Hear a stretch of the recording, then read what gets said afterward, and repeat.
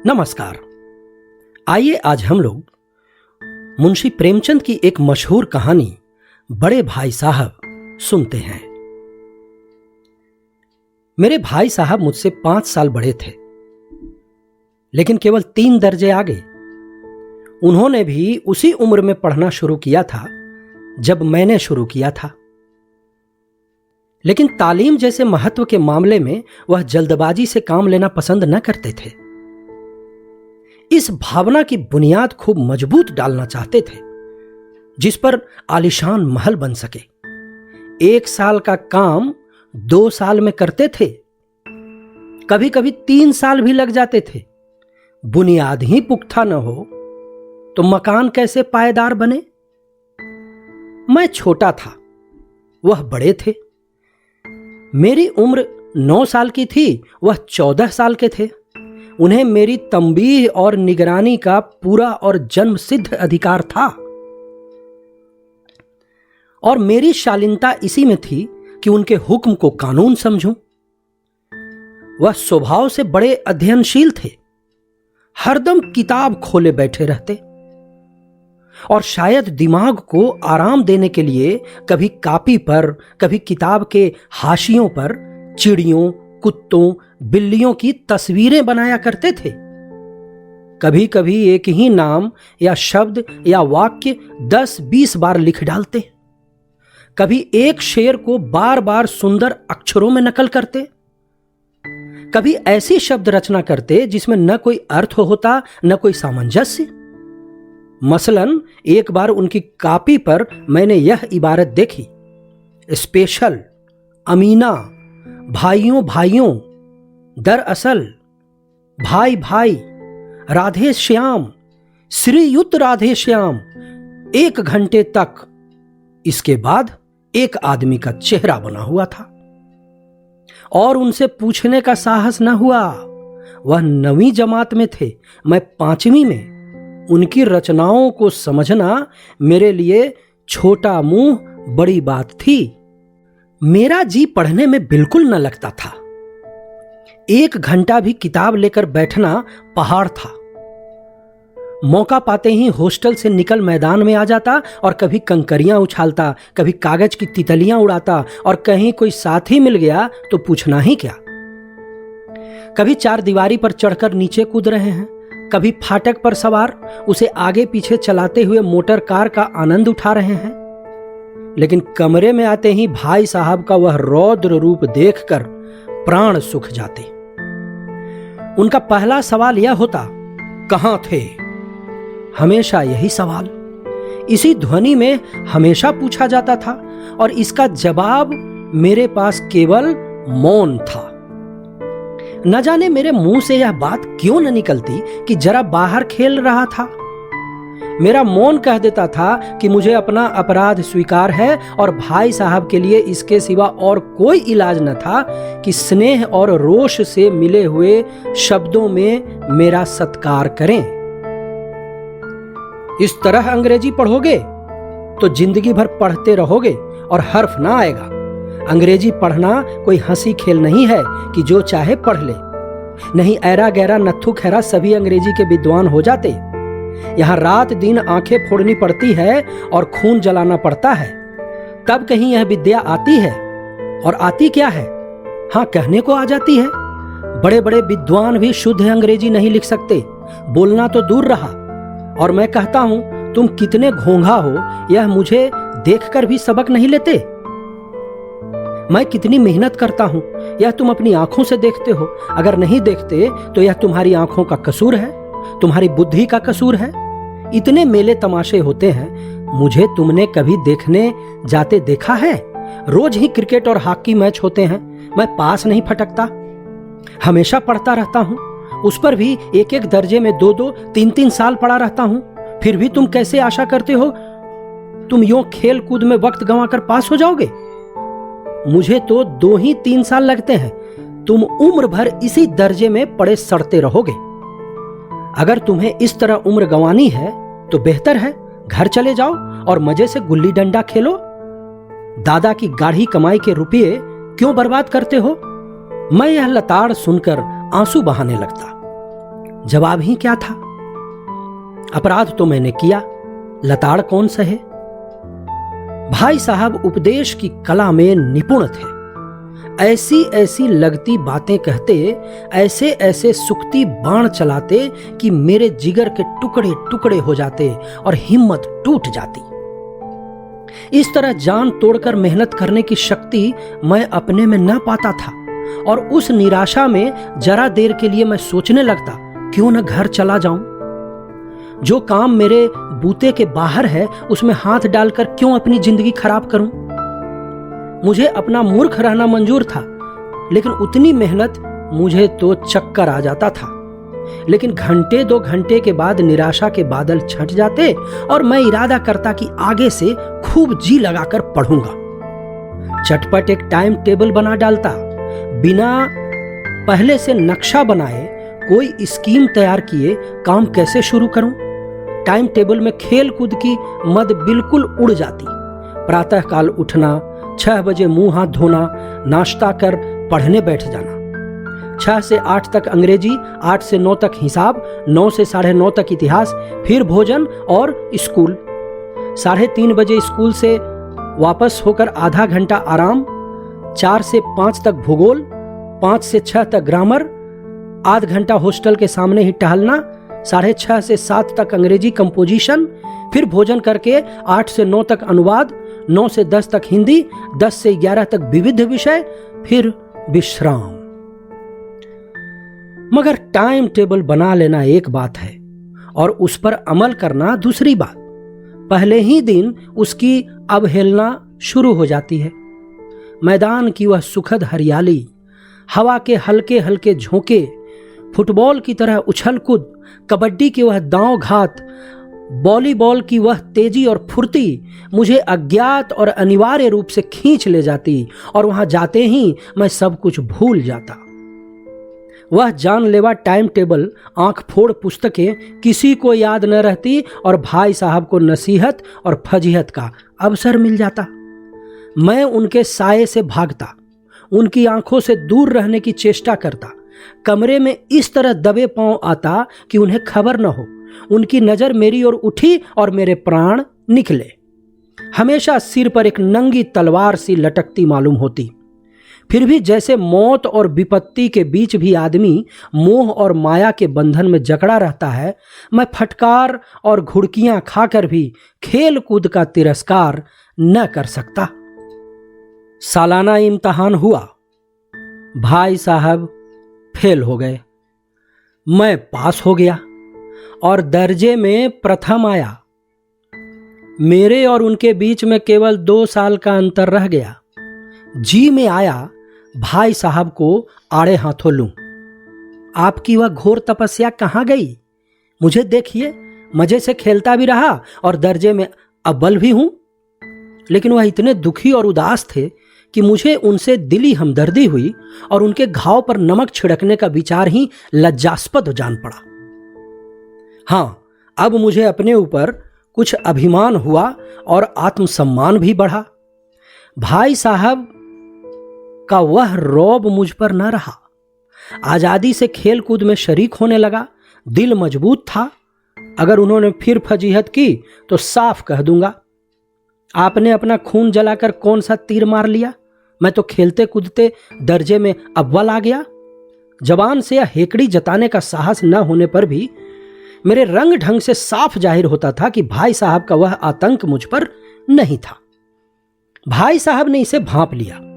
उनकी सहज बुद्धि बड़ी तीव्र थी और एक दिन जब मैं भोर का सारा समय गुल्ली डंडे की भेंट करके ठीक भोजन के समय लौटा तो भाई साहब ने मानो तलवार खींच ली और मुझ पर टूट पड़े। देखता हूं इस साल पास हो गए और दर्जे में अव्वल आ गए तो तुम्हें दिमाग हो गया है। मगर भाईजान, घमंड तो बड़े बड़े का नहीं रहा। तुम्हारी क्या हस्ती है? इतिहास में रावण का हाल तो पढ़ा ही होगा। उसके चरित्र से तुमने कौन सा उपदेश लिया? या यूं ही पढ़ गए?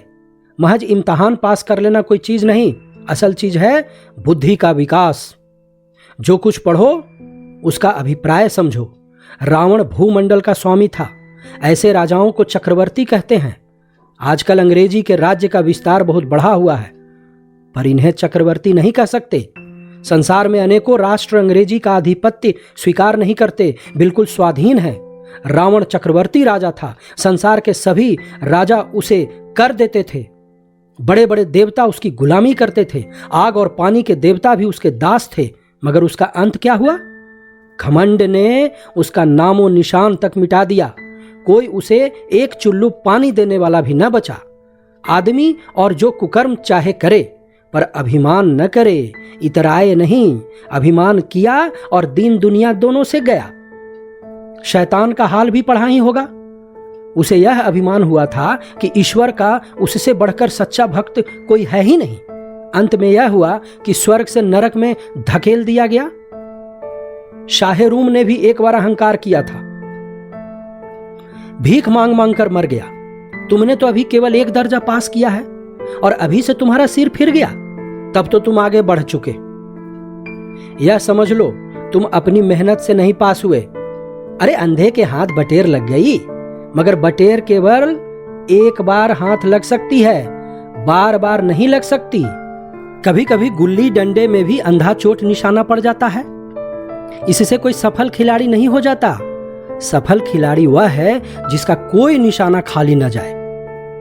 मेरे फेल होने पर मत जाओ। मेरे दर्जे में आओगे तो दांतों पसीना आ जाएगा। जब अलजबरा और ज्योमेट्री के लोहे के चने चबाने पड़ेंगे और इंग्लिस्तान का इतिहास पढ़ना पड़ेगा। बादशाहों के नाम याद रखना आसान नहीं। अरे 8-8 हेनरी ही गुजरे हैं। कौन सा कांड किस हेनरी के समय में हुआ, क्या यह याद कर लेना आसान समझते हो? हेनरी 7वें की जगह हेनरी 8वां लिखा और सब नंबर गायब। सफाचट, सिफर भी ना मिलेगा। सिफर भी हो किस ख्याल में? दर्जनों तो जेम्स हुए हैं, दर्जनों विलियम, कोड़ियों चार्ल्स। दिमाग चक्कर खाने लगता है, आंधी रोग हो जाता है। इन अभागों को नाम भी न जुड़ते थे। एक ही नाम के पीछे दोयम, सोयम, चहारुम, पंजुम लगाते चले गए। मुझसे पूछते तो 10 लाख नाम बता देता, और ज्योमेट्री तो बस खुदा की पनाह। अ ब ज की जगह अ ज ब लिख दिया और सारे नंबर कट गए। कोई इन निर्दयी मुमतहीनों से नहीं पूछता कि आखिर अ ब ज और अ ज ब में क्या फर्क है, और व्यर्थ की बात के लिए क्यों छात्रों का खून करते हो? दाल भात रोटी या भात दाल रोटी खाई, इसमें क्या रखा है? मगर इन परीक्षकों को क्या परवाह। वह तो वही देखते हैं जो पुस्तक में लिखा है। चाहते हैं कि लड़के अक्षर अक्षर रट डालें, और इसी रटंत का नाम शिक्षा रख छोड़ा है। और आखिर इन बेसर पैर की बातों के पढ़ने से फायदा? इस रेखा पर वह लंब गिरा दो तो आधार लंब से दुगना होगा। पूछिए इससे प्रयोजन? दुगना नहीं, चौगुना हो जाए, या आधा ही रहे मेरी बला से। लेकिन परीक्षा में पास होना है तो यह सब खुरापात याद करनी पड़ेगी। कह दिया, समय की पाबंदी पर एक निबंध लिखो जो 4 पन्नों से कम न हो। अब आप कापी सामने खोले, कलम हाथ में लिए, उसके नाम को रोइए। कौन नहीं जानता कि समय की पाबंदी बहुत अच्छी बात है। इससे आदमी के जीवन में संयम आ जाता है, दूसरों का उस पर स्नेह होने लगता है और उसके कारोबार में उन्नति होती है। लेकिन इस जरा सी बात पर 4 पन्ने कैसे लिखें भाई? जो बात एक वाक्य में कही जा सके उसे 4 पन्नों में लिखने की क्या जरूरत है? मैं तो इसे हिमाकत कहता हूं।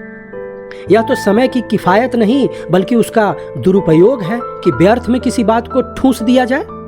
हम चाहते हैं आदमी को जो कुछ कहना हो चटपट कह दे, अपनी राह ले, मगर नहीं, आपको 4 पन्ने रंगने पड़ेंगे, चाहे जैसे लिखिए, और पन्ने भी पूरे फुल स्केप के आकार के।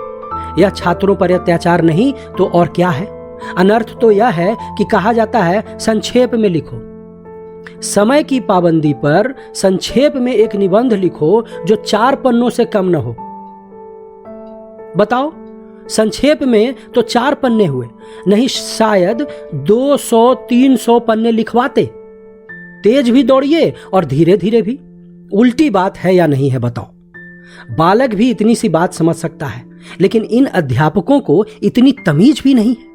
उस पर दावा है कि हम अध्यापक हैं, मेरे दर्जे में आओगे लाला तो ये सारे पापड़ बेलने पड़ेंगे और तब आटे दाल का भाव मालूम होगा। इस दर्जे में अव्वल आ गए हो तो जमीन पर पांव नहीं रखते, इसीलिए मेरा कहना मानिए, लाख फेल हो गया हूं मैं, लेकिन तुमसे बड़ा हूं। संसार का मुझे तुमसे कहीं ज्यादा अनुभव है। जो कुछ कहता हूं उसे गिरह बांधिए, नहीं पछताइएगा। स्कूल का समय निकट था। नहीं ईश्वर जाने यह उपदेश माला कब समाप्त होती। भोजन आज मुझे निस्वाद सा लग रहा था। जब पास होने पर यह तिरस्कार हो रहा है तो फेल हो जाने पर शायद प्राण ही ले लिए जाएंगे। भाई साहब ने अपने दर्जे की पढ़ाई का जो भयंकर चित्र खींचा था, उसने मुझे भयभीत कर दिया। स्कूल छोड़कर घर नहीं भागा, यही ताज्जुब है। लेकिन इतने तिरस्कार पर भी पुस्तकों में मेरी अरुचि ज्यों की त्यों बनी रही। खेल कूद का कोई अवसर हाथ से न जाने देता। पढ़ता भी मगर बहुत कम, बस इतना ही कि रोज का टास्क पूरा हो जाए और दर्जे में जलील न होना पड़े। अपने ऊपर जो विश्वास पैदा था वह फिर लुप्त हो गया और फिर चोरों का सा जीवन कटने लगा। फिर सालाना इम्तिहान हुआ और कुछ ऐसा संयोग हुआ कि मैं फिर पास हुआ और भाई साहब फेल हो गए। मैंने बहुत मेहनत नहीं की, पर न जाने कैसे दर्जे में अव्वल आ गया। मुझे खुद अचरज हुआ। भाई साहब ने प्राणांतक परिश्रम किया। कोर्स का एक एक शब्द चाट गए थे। 10 बजे रात तक इधर, 4 बजे भोर से उधर, 6 से 9:30 तक स्कूल जाने के पहले मुद्रा कांतिहीन हो गई थी, मगर बेचारे फेल हो गए। मुझे उन पर दया आती थी। नतीजा सुनाया गया तो वह रो पड़े और मैं भी रोने लगा। अपने पास होने की खुशी आधी हो गई। मैं भी फेल हो गया होता तो भाई साहब को इतना दुख न होता, लेकिन विधि की बात कौन टाले। मेरे और भाई साहब के बीच में अब केवल 1 दर्जे का अंतर और रह गया। मेरे मन में एक कुटिल भावना उदय हुई कि कहीं भाई साहब 1 साल और फेल हो जाएं तो मैं उनके बराबर हो जाऊं। फिर वह किस आधार पर मेरी फजीहत कर सकेंगे। लेकिन मैंने इस कमीने विचार को दिल से बलपूर्वक निकाल डाला। आखिर वह मुझे मेरे हित के विचार से ही तो डांटते हैं। मुझे इस वक्त अप्रिय लगता है, मगर वह शायद उनके उपदेशों का ही असर हो कि मैं दनादन पास हो जाता हूं और इतने अच्छे नंबरों से पास हो जाता हूं। अब भाई साहब बहुत कुछ नर्म पड़ गए थे। कई बार मुझे डांटने का अवसर पाकर भी उन्होंने धीरज से काम लिया। शायद अब वह खुद समझने लगे थे कि मुझे डांटने का अधिकार उन्हें नहीं रहा, या रहा भी तो बहुत कम। मेरी स्वच्छंदता भी बढ़ी। मैं उनकी सहिष्णुता का अनुचित लाभ उठाने लगा। मुझे कुछ ऐसी धारणा हुई कि मैं पास हो ही जाऊंगा, पढ़ूं या न पढ़ूं, मेरी तकदीर बलवान है। इसीलिए भाई साहब के डर से जो थोड़ा बहुत पढ़ लिया करता था वह भी बंद हुआ। मुझे कनकौए उड़ाने का नया शौक पैदा हो गया था और अब सारा समय पतंगबाजी की ही भेंट होता था। फिर भी मैं भाई साहब का अदब करता था और उनकी नजर बचाकर कनकौए उड़ाता था। मांझा देना, कन्ने बांधना, पतंग टूर्नामेंट की तैयारियां आदि समस्याएं सब गुप्त रूप से हल की जाती थी। मैं भाई साहब को यह संदेह न करने देना चाहता था कि उनका सम्मान और लिहाज मेरी नजरों में कम हो गया है। एक दिन संध्या समय हॉस्टल से दूर मैं एक कनकौआ लूटने बेतहाशा दौड़ा जा रहा था। आंखें आसमान की ओर थी और मन उस आकाशगामी पथिक की ओर जो मंद गति से झूमता पतन की ओर चला आ रहा था। मानो कोई आत्मा स्वर्ग से निकलकर विरक्त मन से नए संस्कार ग्रहण करने आ रही हो। बालकों की पूरी सेना लगी थी और झाड़दार बांस लिए इनका स्वागत करने को दौड़ी आ रही थी। किसी को अपने आगे पीछे की खबर न थी। सभी मानो उस पतंग के साथ ही आकाश में उड़ रहे थे, जहां सब कुछ समतल है, न मोटर कारें हैं, न ट्राम है, न गाड़ियां हैं। सहसा भाई साहब से मेरी मुठभेड़ हो गई। वो शायद बाजार से लौट रहे थे। उन्होंने वहीं हाथ पकड़ लिया और उग्र भाव से बोले, इन बाजारी लड़कों के साथ धेले के कनकौए के लिए दौड़ते तुम्हें शर्म नहीं आती? तुम्हें इसका भी कुछ लिहाज नहीं कि अब नीची जमात में नहीं हो बल्कि 8वीं जमात में आ गए हो और मुझसे केवल 1 दर्जा नीचे हो? आखिर आदमी को कुछ तो अपने पोजीशन का ख्याल रखना चाहिए। एक जमाना था कि लोग 8वां दर्जा पास करके नायब तहसीलदार हो जाते थे। मैं कितने ही मिडिल चियों को जानता हूं जो आज अव्वल दर्जे के डिप्टी मजिस्ट्रेट या सुपरिटेंडेंट हैं। कितने ही 8वीं जमात वाले हमारे लीडर और समाचार पत्रों के संपादक हैं। बड़े बड़े विद्वान उनकी मातहती में काम करते हैं और तुम उसी 8वीं दर्जे में आकर बाजारी लोंडों के साथ कनकौए के लिए दौड़ रहे हो। मुझे तुम्हारी इस कम अकली पर दुख होता है। तुम जहीन हो, इसमें शक नहीं, लेकिन वह जहन किस काम का जो हमारे आत्मगौरव की हत्या कर डाले। तुम अपने दिल में समझते होंगे मैं भाई साहब से महज एक दर्जा नीचे हूं और अब उन्हें मुझको कुछ कहने का हक नहीं, लेकिन यह तुम्हारी गलती है।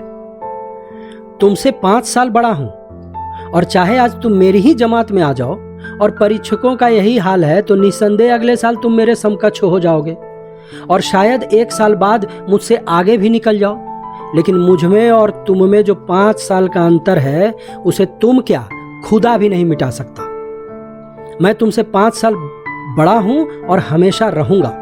मुझे दुनिया का और जिंदगी का जो तजर्बा है तुम उसकी बराबरी नहीं कर सकते, चाहे तुम एमए और डीलिट और डीफिल ही क्यों ना हो जाओ। समझ किताब पढ़ने से नहीं आती, दुनिया देखने से आती है।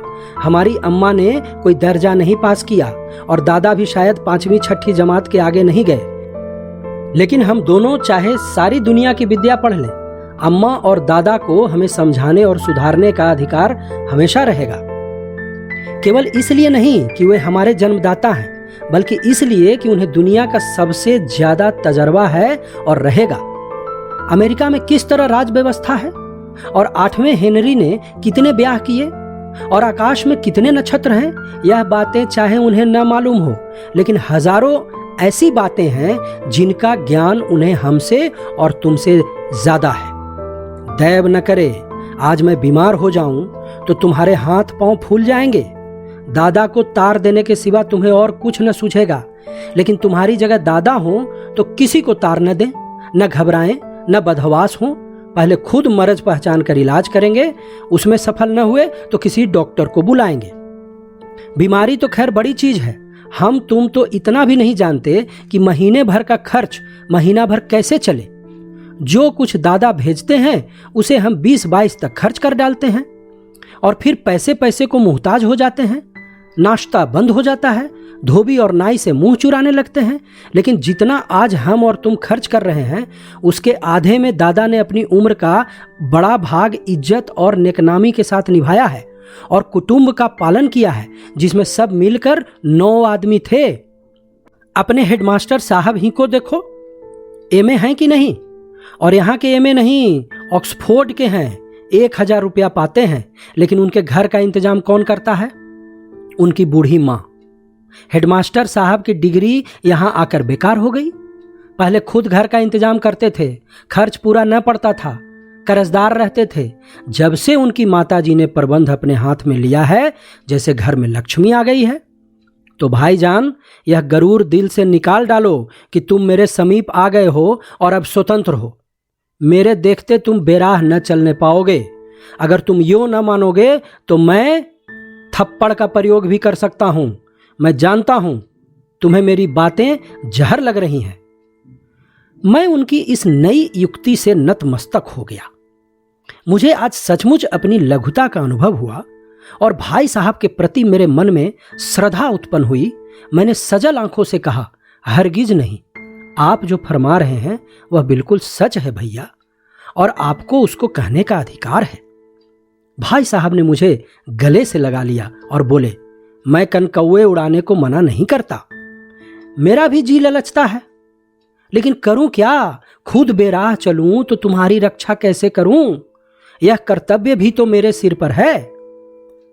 संजोग से उसी वक्त एक कटा हुआ कनकौआ हमारे ऊपर से गुजरा। उसकी डोर लटक रही थी। लड़कों का एक गोल पीछे पीछे दौड़ा आ रहा था। भाई साहब लंबे हैं ही, उछलकर उसकी डोर पकड़ ली और बेतहाशा हॉस्टल की तरफ दौड़े।